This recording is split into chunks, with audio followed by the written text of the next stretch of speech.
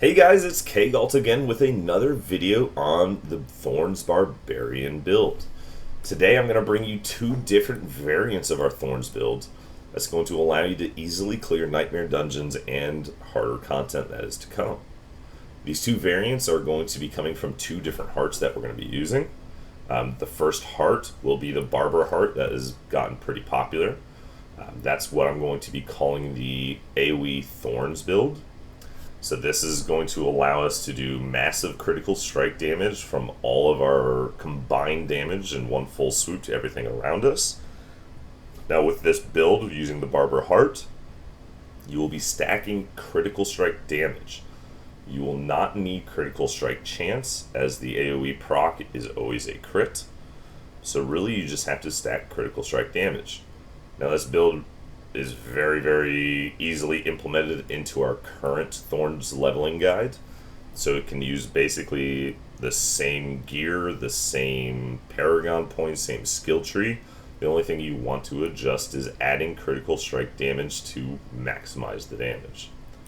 Now the other variant that I'm going to be showing you today is my personal favorite, and that will be using Creeping Death. Now with Creeping Death heart, we are going to be doing massive amounts of damage over time effects, meaning lots of bleed damage. Now you'll notice every time a mob is crowd controlled, it will increase this damage from anywhere between 32 and 42%. As a matter of fact, it can even go higher. As you can see here, it goes up to 48%, it looks like, on a World Tier 4. It may even go higher than that because that's only a 677 item level. So that being said, that crowd control effect that we're doing is what's most important.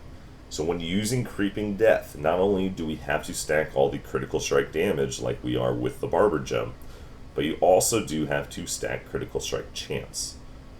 Now, I'll explain why the critical strike chance is very important for this build, but there's also some unique items that really complement this variant. Specifically, we're looking at Fists of Fate. Now, Fists of Fate has two lucky hit proc chances that both apply different CCs to mobs, one being Immobilize and one being Daze. On top of that, our Thorns is applying a slow, or Bleeding is applying a slow when they are healthy, which is giving us 3 crowd controls right off the bat. And on top of that, we're using Penitent Greaves. This is going to allow us to chill all enemies, increasing their damage taken, but again, adding another crowd control. So now we're at 4. On top of that, you can add this gem right here, Punishing Speed.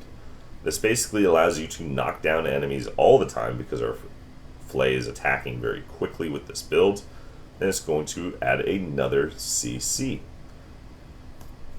As well, you add our Weapon Mastery skill, which adds an additional charge, but it also allows our chains to stun our targets. So with this, you actually have 6 crowd controls available to you between Knockdown, Chill, Dazed, Immobilize, Slow, and Stun. That's allowing you to amplify this damage dramatically. So what I'm going to do now is I'm going to show you how these two builds work. I'm going to show you the Barber build, or the AoE Thorns build, first, and then after that I will show you my personal favorite, which is the Creeping Death.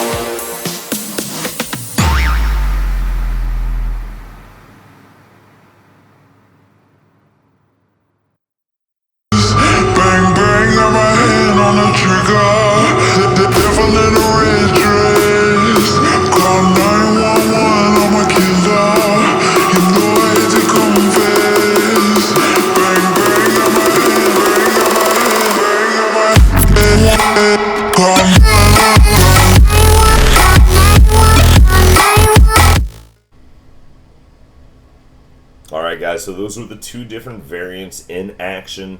AoE, crit Thorns, as well as bleeding Thorns, to show you how those two are going to work in your content. So, leave a like, hit that subscribe button, let's keep this boat floating. We've got over 2,200 subscribers, and that continuously is rising every day, so thank you again for all your love and support. I do plan on releasing a guide once.